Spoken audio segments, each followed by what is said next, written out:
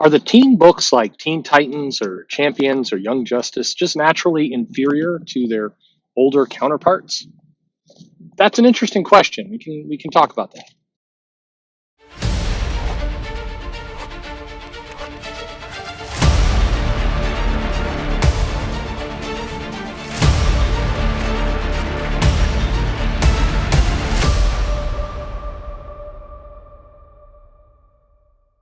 Hey there, this is Perch. This is a question that somebody posed to me of basically all of these kind of teen or junior level books.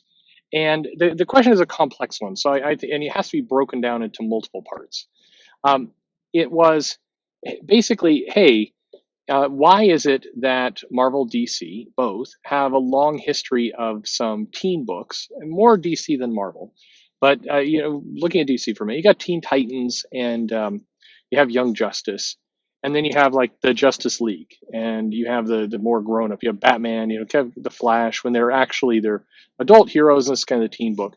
Why, if you have that title with that legacy and that kind of pedigree, why then are you doing this big push to more teen titles, more kind of let's bring in new heroes like like Naomi or like the Wonder Twins, or over on Marvel's side, you have the Champions. Although that again, that title doesn't have a long history. Marvel never did kind of long runs of teen books, unless you want to count X-Men there. Some people, or New Mutants, I guess. New Mutants probably as close as it got, but New Mutants quickly kind of wandered away from.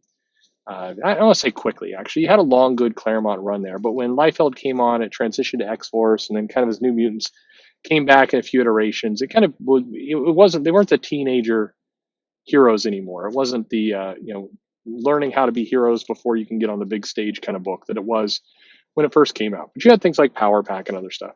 But if you have these kinds of titles, why not leverage the name? Why not leverage these books rather than launch kind of these I don't know, the new Hawkeye, or these kind of the Riri Williams title that goes for like 12 issues and it's done, or just a short run and then it's done. Why not take advantage of these books? Why not, if you're over on Marvel, you do a New Mutants book? They are doing one right now that actually is a little bit more playing to that. But why not have a new Power Pack, for example? Why not tap into some of that history?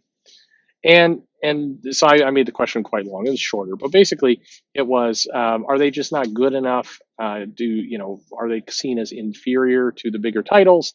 And do they ever have a chance of succeeding? And why not tap into that legacy? Why always kind of create new teen heroes that then you have to go through the mountain of promoting and getting them out there? Well, multiple answers to that question. I mean, the first one is: are they inferior to their, quote unquote, adult books?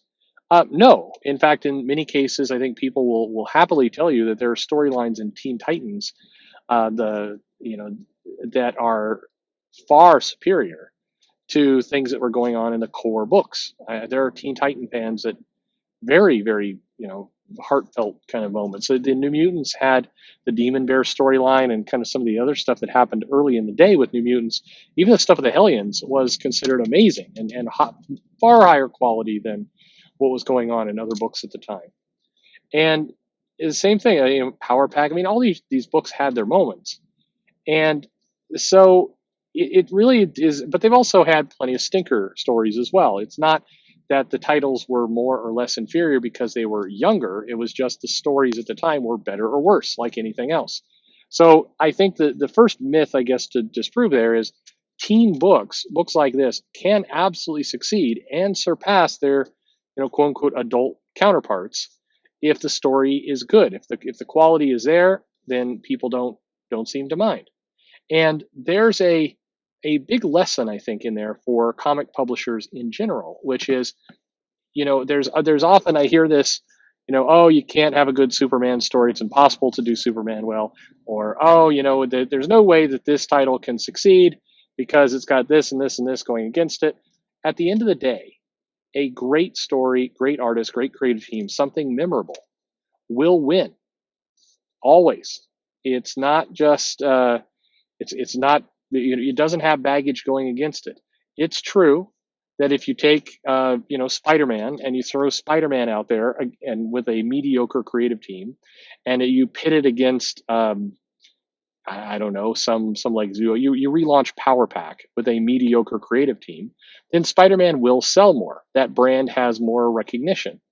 But if you put a mediocre Spider-Man book out and you put an absolutely amazing creative talent team on Power Pack, you will be surprised how quickly Power Pack will be a top 10 seller. It You may laugh, but it's true. It's damn true. Like Kurt Angle there. It's just interesting to me that people will kind of forget their own history at times and forget the fact that if you put a major creative team, you have a great story and you line all those elements up and you go with it, sales come. Every time sales come. There's been virtually, certainly on the big two. With the indies, major creative teams sometimes run into the problem of just no marketing, no visibility. That's a different story. But with the big two, you cannot look to a era ever, and I can say this definitively, of any comic where the creative team was an A plus recognized creative team. I'm not talking about creative team you personally like. I like Michael Mignola, but he was never seen as a complete, must buy artist for a book, even though I think he's incredible and certainly his work on Hellboy and everything is celebrated.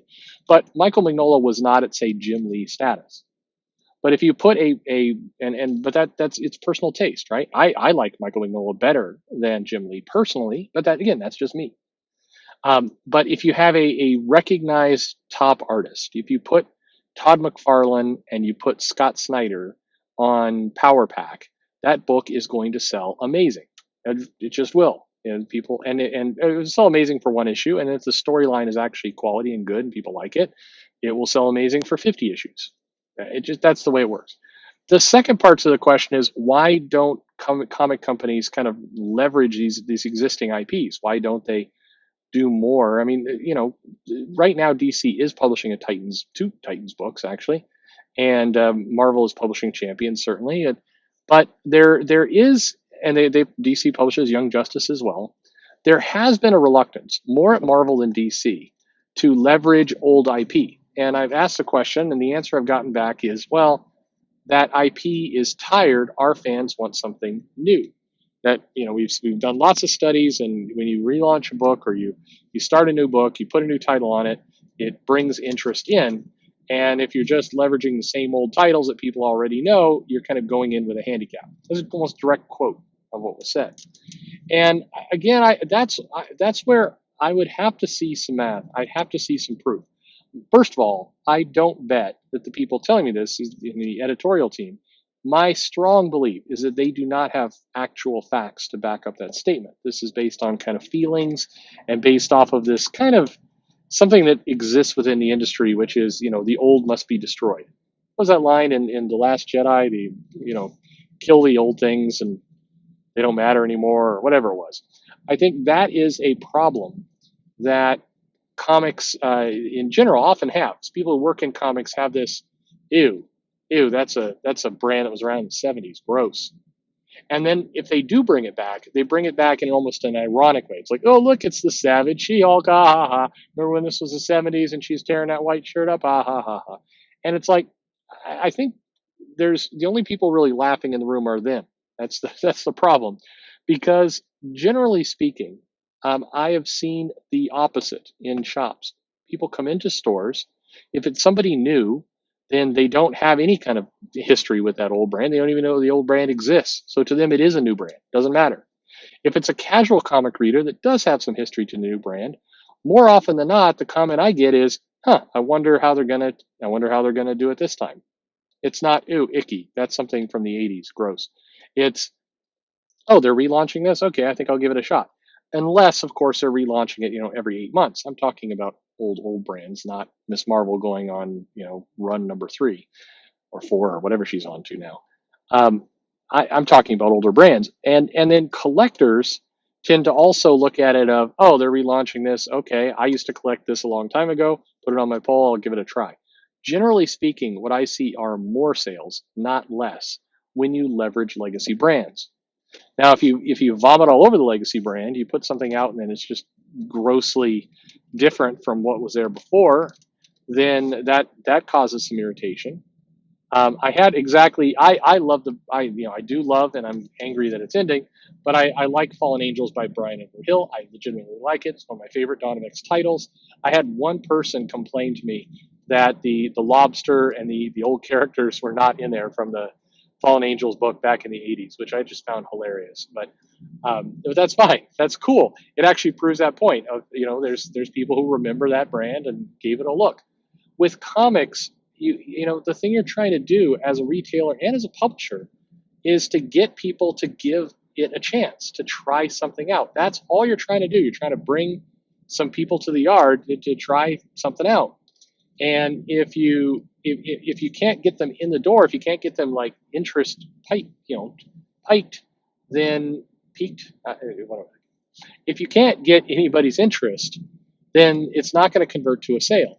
So, however you want to get somebody to go, I wonder what this is, you will have a better chance leveraging those brands. So, I don't know why the publishers, well, I mean, I gave you my theory and what I've heard, but I think that theory is nonsense. And I think it comes from, gross ignorance of the product and history and the sales numbers and everything else. But I don't know, maybe the guys over at Comic-Con can fill you in a little bit and show you. But I think you could run some actual analysis, some hard data that shows that when you relaunch a title, apples to apples, good creative team here, good creative team there, the series that leverages a past brand tends to perform a little bit better, sometimes a lot better. That's my experience. That's what I've seen with my own two eyes and my own, cash brain. But that's what I see. So I wish they would do it more. In summary, I don't think that kid books, teen books, kind of the team before they were legit books. I don't think they're under any particular disadvantage unless the writers and the creative team are substandard, in which case it's going to fail anyway, or unless the creative team leans too hard into the we're not ready, basically sending a message through the story that, yeah, they're not going to be fighting the important villains. They're not going to be doing important things. To his credit, it's a blue moon. I'll give this. Brian Michael Bendis with Young Justice, even though it's way too wordy and everything else, he did put up some legitimate threats for the heroes to face. They are doing legitimate things. It's not kind of this, they're not prime time. They're not ready to fight real villains. So we're going to have them kind of, kick around with, some toys that the toy man kind of left in a warehouse one day and abandoned, and they're not very good, but they're causing trouble for our little kids, scamps. He's making them. I mean, he wrote an actual storyline where they're fighting real villains. I mean, arguably, Young Justice is fighting a much harder battle right now than what's going on in Superman, personally. But what do I know? Anyway, what about you? Do you collect any of the Teen Titans, Young Justice, Champions, any of those books? Do you kind of wonder why we constantly relaunch with new, kind of brand new heroes you've never seen before? Here's the title. Do you wonder why they don't go back to the well and launch with old brands more often?